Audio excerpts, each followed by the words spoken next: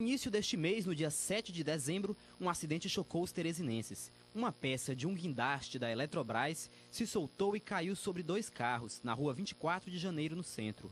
Em um dos veículos, duas pessoas foram atingidas. Alzira Ximenes teve morte instantânea e Antônio Francisco ficou ferido. Quem acompanhou de perto todo o drama na época foi a sobrinha de Alzira, Cíntia Oliveira. Quando eu cheguei no local do acidente, já haviam removido o corpo da minha tia e a situação já tinha tomado outro rumo, né? Então, eu fui ao IML fazer o reconhecimento.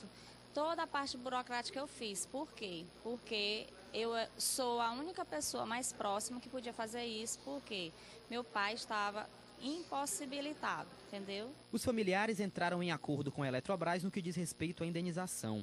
O impasse é outro. Na época do acidente, foi noticiado que Antônio Francisco, também conhecido como Roberval, era marido da vítima, o que é desmentido pela família de Alzira, que agora o acusa de querer forçar uma situação para obter vantagens. Segundo Cíntia, Roberval vem criando problemas e até forjando fatos. No momento do acidente, ela estava na frente de um polo de especialização, no qual ela era professora, e ela estava no carro colocando uns documentos, uma impressora. E foi quando esse carro passou. E o rapaz namorado também estava no carro. Porque... Roberval, no caso. Roberval. Ela tinha colocado ele para dirigir agora, recentemente. Você era namorado? Para ser professor. Não, para dirigir o carro, né? Ela era professora de lá e estava precisando de motorista. E aí ela conseguiu isso para que ele fizesse essas viagens. Então, no momento, ele estava presente, né? Foi envolvido dois carros e no outro carro não saiu ninguém lesionado.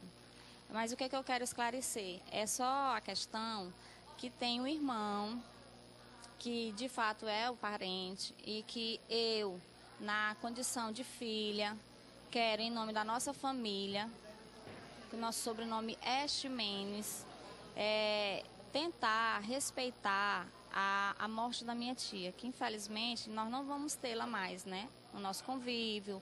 E ela era quem era a nossa... tudo. Ela quem ajudava a gente financeiramente. E não tá vendo esse respeito? Ele tá procurando forçar a barra? É isso que tá acontecendo? Pois é assim... Ele já me procurou, me acusando de algumas coisas e eu já fiz até boletim de ocorrência. E a história está tomando outro rumo. E eu quero apenas dizer que se... Qual o rumo? Eu preciso saber exatamente qual rumo que a história está tomando. Ele está forçando alguma barra? Não, é assim. Na verdade, ele está no hospital, ele está impossibilitado, mas ele está usando pessoas para que façam isso, né? Isso o quê? Eu tive problemas para registrar o óbito. Eu estou sem o acesso à casa e eles estão de posse de documentos, de chave, inclusive... as filhas de um outro relacionamento que estão indo na casa já mudaram todo a estrutura, o que caracterizava que nós éramos os parentes, e já foram no Face, já postaram imagens, já descreveram coisas que até então eu desconheço. Porque do nosso conhecimento não havia essa questão que ele está querendo ser o viúvo, que existe essa questão marital, essa história de união estável, entendeu?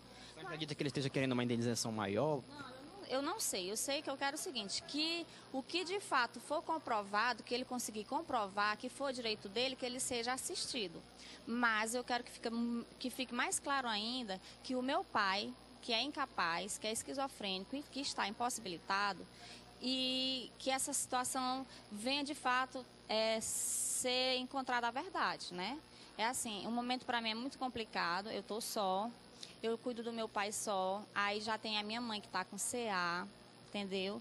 Então veio essa morte assim súbita, brutal, que ninguém não teve tempo nem de respirar ainda. Eu estou sem sossego, sem dormir, sem parar, sem dar assistência para os meus filhos. Minha vida tomou, assim, está totalmente desregulada.